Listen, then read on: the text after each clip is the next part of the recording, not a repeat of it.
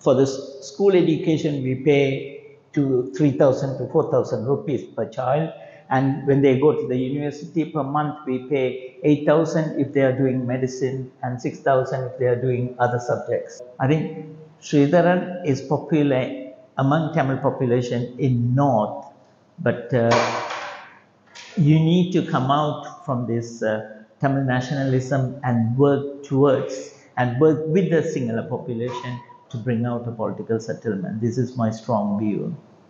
So instead of following your parents' path, I mean politics, you took up the path of healing the minds through psychiatry and also healing children's wounds through your charity work.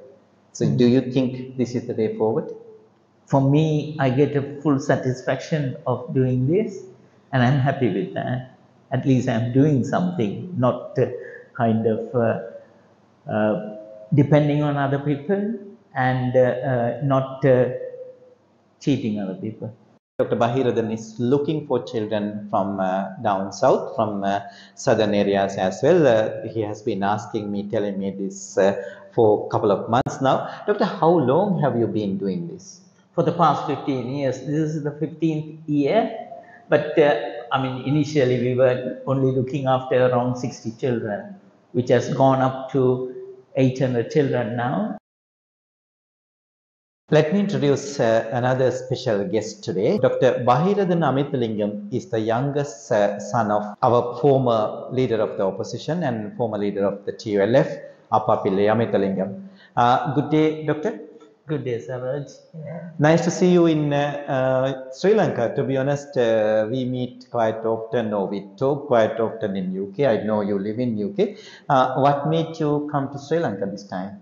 Oh, we are working in a charity, which is a registered charity in UK, and we work with the children in Sri Lanka, supporting children's education. That's the main goal of the charity. Its name is Association for the Education and Development of Underprivileged. So you are mainly, at the moment, mainly focusing on the children in the North and East, right? Northeast, and we wanted to expand it throughout the island, but at this point we are working in 8 districts, including upcountry, hill area. Doctor, you told me that, I mean, you are supporting these children throughout their education. Can you elaborate what you do exactly? Yes, what we do is we receive funds from the Sri Lankans who are living in UK. So we have around 160, 170 sponsors, and we receive money from them, and we allocate children to them. So they are sponsoring a child or more than one child, each of them, and then we send the money to Sri Lanka, where we pay the money for the children to go to school. So from the money varies between 3,000 to 4,000 rupees per month for each child, but the money will go to their bank account, and they have to take a slip from the school principal or their main teacher, and to produce that slip, the money will be released for them. What is the criteria? How do you select these children? There will be, in each district, there will be local committees where they choose the children, not us. They choose the children, and they kind of, the child, in the initial form itself, we have a kind of GS signature, Grammar Servaka's signature, and the school principal signature, saying that what they have declared, that it's a single parent, the mom or the no parents. So what their earnings are being confirmed by the GS and the school. So they are under the poverty line, and we support the children. That's how they select the children. And you told me that you are looking for children from the down south as well, from Sinhala majority areas. And you also told me that you are looking for about 100 children from each district, right? Each district. That's our target, is to support 100 children from each district in the island. We are now working in, we started to work in Kilinochchi at one point because of the war-torn part. Kilinochchi was the war-torn part. We had around 175 children in Kilinochchi, which we were supporting. altogether around 2,500 children have gone through our scheme, but now it has come down to 100 children. I still remember there was a grandma who brought 4 young children, and 2 children, each children belongs to her son and daughter who died in the war. So there were 4 children with a 60-year-old grandma who was coming for the gathering when we have the gathering each year. So that way that we support the children, and it could be the parents who are single parent, or there are no parents, and we support those children. The main issue is we don't want the children to be in homes. They can be with their nearest relative, so it's a kind of fostering. So we identify the nearest relatives, and we say that we will be happy to pay this money if they look after the child. So you don't support the orphanages? We don't support the orphanage. Dr. Bahiradan is looking for children from down south, from southern areas as well. He has been telling me this for a couple of months now. Doctor, how long have you been doing this? For the past 15 years. This is the 15th year. But initially we were only looking after around 60 children, which has gone up to 800 children now. So we work in 8 districts, including North, East, and Upcountry. I'm sure there should be some good, happy stories, because if you have been doing this for 15 years. I enjoy doing this, looking at the children growing up. Each year when we visit them, apart from the COVID period, we have visited the children every year. 3 of the trustees come here in our own money, not from the trust money. We come in, spend our own money, meet the children in each and every district, have a meal with them, talk to them, and also talk to their parents or guardians, and find out their difficulties. So there are so many stories, successful stories. 2 children who studied in under or supported by us have been to the medical school, and we also support some of the children in the medical in the university. So we provide aid for them to study in the university. But if it is for the school education, we pay to 3,000 to 4,000 rupees per child. And when they go to the university, per month we pay 8,000 if they are doing medicine, and 6,000 if they are doing other subjects. So that's kind of your hobby, doctor, because this is not your job. You have been doing this, you said, for the last 15 years together with like-minded Sri Lankans. Yes. But you are a consultant psychiatrist working in UK.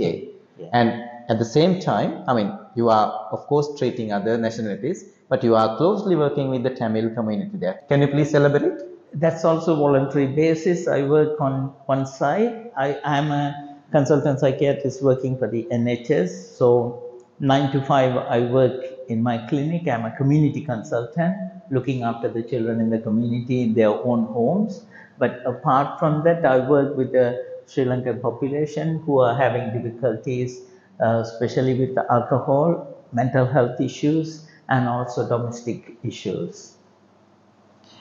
And are there any kind of trends you have witnessed, experienced among the Sri Lankan Tamil community while working with them?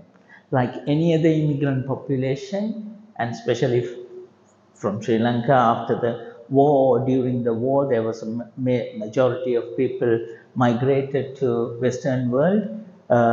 Alcohol is the biggest problem, and I have seen so many people and treated them, but unless they change themselves, we can't do much. And I have lost people as well to alcohol.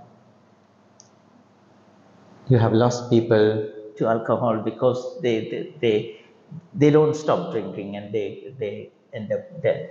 So do you think, you said like any other migrant community, but being a migrant in another country or feeling like second-class citizen is not a nice feeling, but at the same time, in Sri Lanka's situation, doctor, we know that after 3 decades of war.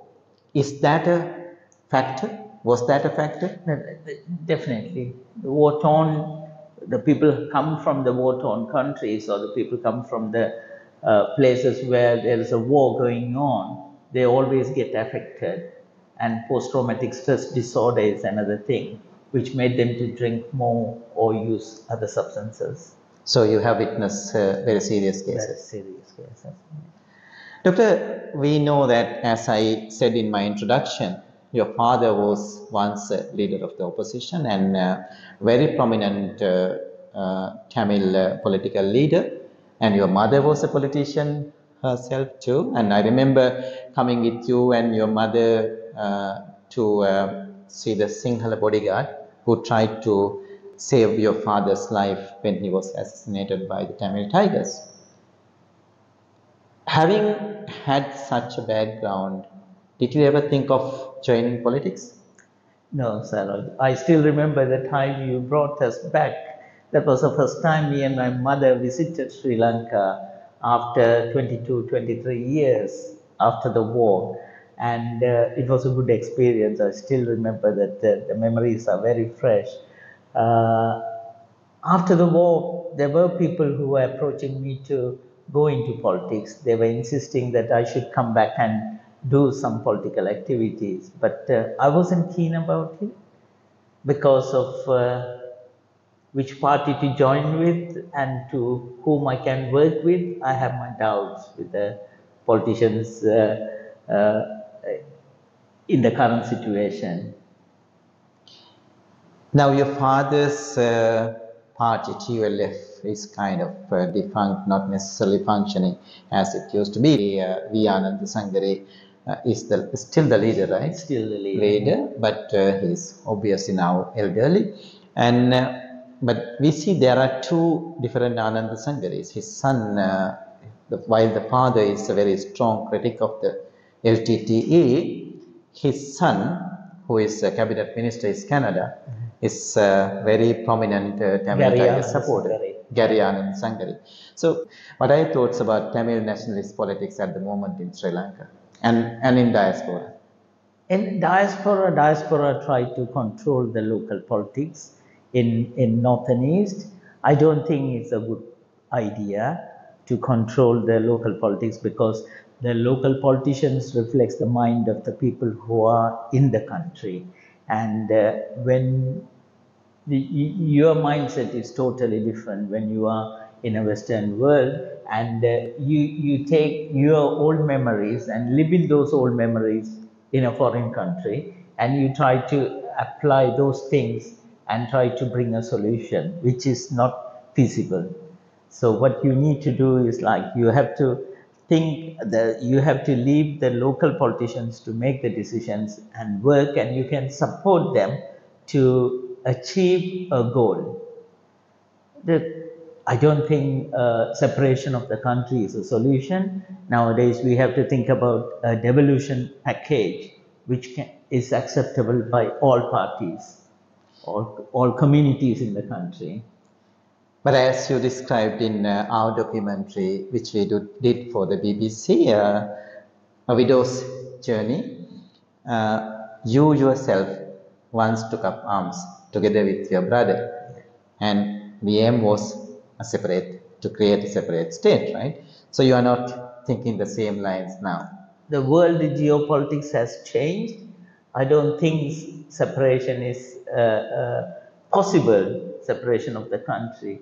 And the people mindset has changed over the years. And probably if there is a meaningful political settlement, a devolution of power where the North and East can be kind of accepted as a Tamil homeland and people are being allowed to live peacefully, I think there's no need for the separation of the country. And Tamil people are happy to accept the situation and work for a united Sri Lanka. Doctor, you mentioned about diaspora initiatives, and diaspora is kind of trying to force upon their own politics upon the local Tamil community. At the same time, we saw recently an initiative by Global Tamil Forum, led by Global Tamil Forum, and together with some prominent Buddhist monks, they issued a document called Himalaya Declaration, and also traveled around the country meeting political and community leaders. What are your thoughts about that? It was a good move as long as there's no kind of hidden agenda to it, because the things are being taken up and they work with the normal population and also with the Buddhist monks to bring up a political settlement. But if it works, it's very good. But the people who are organizing it are not welcomed by the other organizations abroad. Some of the diaspora groups, they have strongly their doubts. criticized. Yeah. Right. And at the same time, we saw a new leadership emerging for the Tamil National Alliance. As a journalist representing Sinhala community, member of Sinhala community, I feel like it is important for the Tamil politicians and Tamil leaders to approach the Sinhala masses, and this vice versa. And it is also important for the Sinhala politicians to have a rapport, have a kind of a dialogue with the Tamil community. So with regard to Mr. Sridharan, the new TNA leader, I understand is not very fluent in Sinhala or even in English. So he's not very close to the Sinhala community. What do you think about this new leadership and new trends in Tamil political leadership? I mean, he is very popular among the in North, but to bring the federal party, which was once upon my father's party, which became the TULF, and now, so my father was representing the federal party as well. He was the 6th leader of the federal party. But I think Sridharan is popular among Tamil population in North, but you need to come out from this Tamil nationalism and work towards and work with the Sinhala population to bring out a political settlement. This is my strong view. So instead of following your parents' path, I mean politics, you took up the path of healing the minds through psychiatry, and also healing healing children's wounds through your charity work. So do you think this is the way forward? For me, I get a full satisfaction of doing this, and I'm happy with that. At least I'm doing something, not kind of depending on other people, and not cheating other people. So I'm able to do the right things for the people. Dr. Bahiradin Amithalingam, thank you very much. Thank you.